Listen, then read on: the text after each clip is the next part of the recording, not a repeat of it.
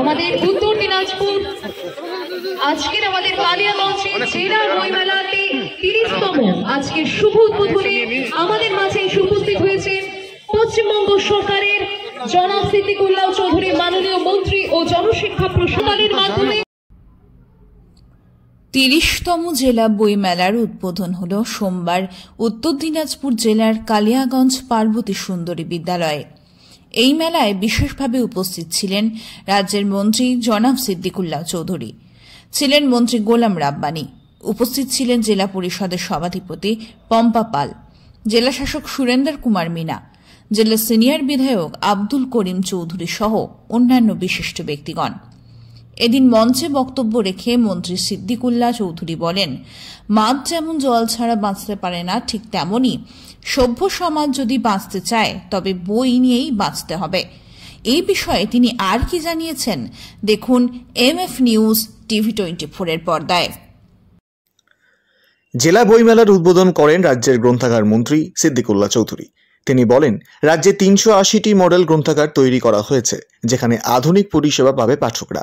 বই পড়ার গুরুত্ব তুলে ধরে মন্ত্রী জানান, বইয়ের বিকল্প কিছু নেই এবং এটি পড়াশোনার মূল ভিত্তি। মন্ত্রী গ্রন্থাগার স্থাপনের গুরুত্ব দিয়ে কালিয়াগঞ্জ পৌরসভাকে একটি গ্রন্থাগার চালুর পরামর্শ দেন। মেলায় শতাধিক স্টল রয়েছে এবং আগামী 5ই জানুয়ারি পর্যন্ত তা চলবে। জেলা শাসক সুরেন্দ্র কুমার মিনা, মন্ত্রী গোলাম রাব্বানী এবং জেলা পরিষদের সভাধিপতি পম্পা পাল সহ বিশিষ্টরা উপস্থিত ছিলেন সেখানে। মন্ত্রী স্টল ঘুরে দেখেন এবং জনসাধারণের উৎসাহে সন্তুষ্টি প্রকাশ করেন। মেলায় বিভিন্ন সাংস্কৃতিক অনুষ্ঠানেরও আয়োজন করা হয়েছে।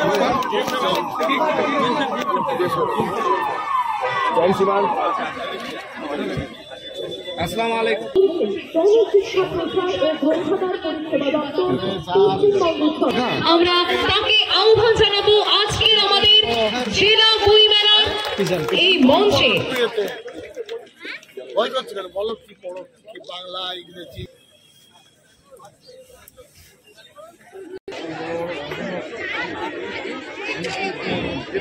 আমাদের মাঝে উপস্থিত হয়েছেন মাননীয় বিধায়ক ইসলামপুর বিধানসভা কেন্দ্রে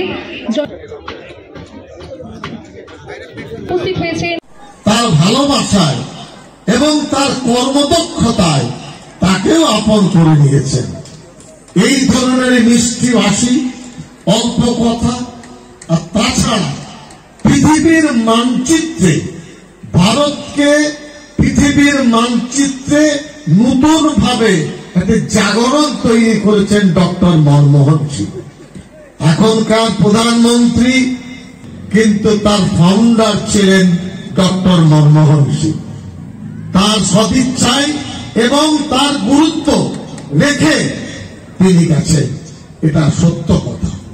অল্প কথায় এবং আর্থিক সংস্কার, আজকে পৃথিবী এমন কোন দিন যাচ্ছে না যে দিল্লির কেন্দ্রীয় সরকার 56 ইঞ্চির সাথে দেশের মানুষের লড়াই হচ্ছে না, কিন্তু মনমোহন সিং যতদিন ছিলেন দেশের মানুষের সাথে বন্ধুত্ব ছিল, লড়াইয়ের পরিবেশ ছিল না।